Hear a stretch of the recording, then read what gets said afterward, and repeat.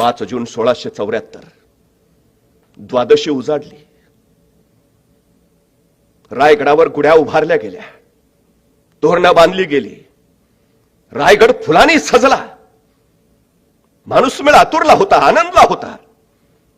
हजारो वर्षानंतर हा स्वातंत्र्य दिन उगवत होता.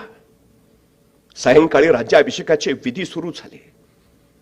सूर्योदयाला 3 घटिका बाकी असताना राजे राज्यारोहण करणार होते.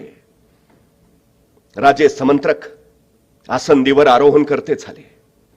पाठोपाठ महाराणी सोयराबाई, युवराजे संभाजीराजे येऊन बसले. गागा भट्टांच्या सूचनेनुसार अष्टप्रधानांनी आपापल्या जागा घेतल्या. पूर्वेला मोरोपंत पेशवे तुपाचा स्वर्ण कलश घेऊन उभा राहिले. दक्षिणेला सरसेनापती हंबीरराव मोहिते दुधाचा कलश सावरते झाले. अष्ट दिशांना अष्टप्रधान उभा राहिले आणि अभिषेक सुरू झाला. गंगा, यमुना, गोदावरी, कृष्णा, कावेरी, सिंधू, शरयू या 7 नद्यांचा अभिषेक महाराजांना झाला. समुद्र जलाचाही अभिषेक झाला. मध्यरात्री अभिषेक संपले. महाराज, महाराणी आणि युवराज यांना सुवासिनींनी पंचारतीनं ओवाळलं. राज्य उभा राहत होतं. जुल्म जबरदस्ती संपवणार, गुलामगिरी नष्ट करणार, रयतेच्या डोईवर सुखाचं छत्र ठेवणार, सर्वांस पोटास लावणार. स्त्री म्हणजे स्वराज्याच्या देवारातील देवता. त्या स्त्रीत्वाची प्रतिष्ठा जपणार, स्त्रियांच्या अब्रूचं रक्षण करणार, लोककल्याणकारी स्वराज्य साकार होत होतं. राजे स्नान करून शुभ्र वस्त्रे परिधान करते झाले. विविध अलंकार त्यांनी धारण केले. शस्त्रास्त्रांची पूजा केली. कट्यार, तलवार, धनुष्य, बाण त्यांनी धारण केलं आणि राजे राजसभेकडे निघाले. रयत डोळ्यात प्राण आणून हे सारं दृश्य पाहत होती. मंगल वाद्यांच्या मंगल निनादाचे सूर उमटत होते. आनंदाचे डोही, आनंद तरंग. खरं तर रयतेच्या हृदय सिंहासनावर राजे केव्हाच विराजमान झाले होते. आता लौकिक अर्थानं ते स्वराज्याच्या सिंहासनावर आरूढ होणार होते. राज्यसभेच्या प्रवेशद्वारावरच 2 हत्ती स्वरलंकार घातलेले आणि 2 पांढरे शुभ्र अश्व उभा होते.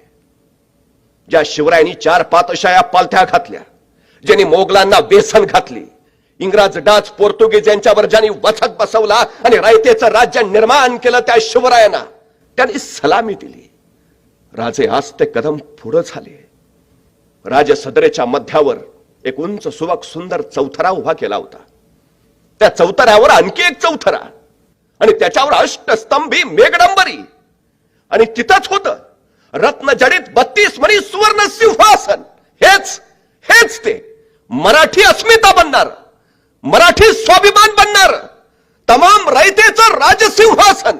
हे सिंहासन बनवायचं काम चालू असताना राजे मासाहेबांना म्हणाले, मासाहेब, सिंहासनच बनवायचं असेल तर एवढं मोठं सिंहासन बनवा की आमच्या सगळ्या मावळ्यांना त्याच्यावर बसता आलं पाहिजे. एक शिवाजी छत्रपती नाही होणार मासाहेब, या मातीतला प्रत्येक जण छत्रपती होईल. हे राजसिंहासन या मातीत उगवलेल्या प्रत्येकाचं प्रतिनिधी म्हणून काम करणार होतं. इथला प्रत्येक जण छत्रपती होणार होता. या राजसिंहाच्या डाव्या बाजूला मासाहेब जिजाऊ राजस्त्रिया, तर उजव्या बाजूला मंत्रीगण आणि आप्तस्वकीयांच्या बैठकीची व्यवस्था केलेली. राजे आस्ते कदम चौथऱ्याच्या पायऱ्या चढते झाले. मंत्रोच्चार चालू होता. घोषणा सुरूच होत्या. त्या मंत्रघोषातच गागा भट्टांनी सुवर्ण राजदंड राजांच्या हाती दिला. तो सुवर्ण राजदंड राजांनी मस्तकी लावला. उजवा गुडगा जमिनीवर टेकून राजांनी सिंहासनाला वंदन केलं आणि अत्यंत नम्र भावानं पदस्पर्श न करता राजे सिंहासनारोहण करते झाले. राजे वीरासनामध्ये सिंहासनारूढ झाले. मंत्रघोष थांबला आणि गागा भट्टांची घोषणा दुमदुमली.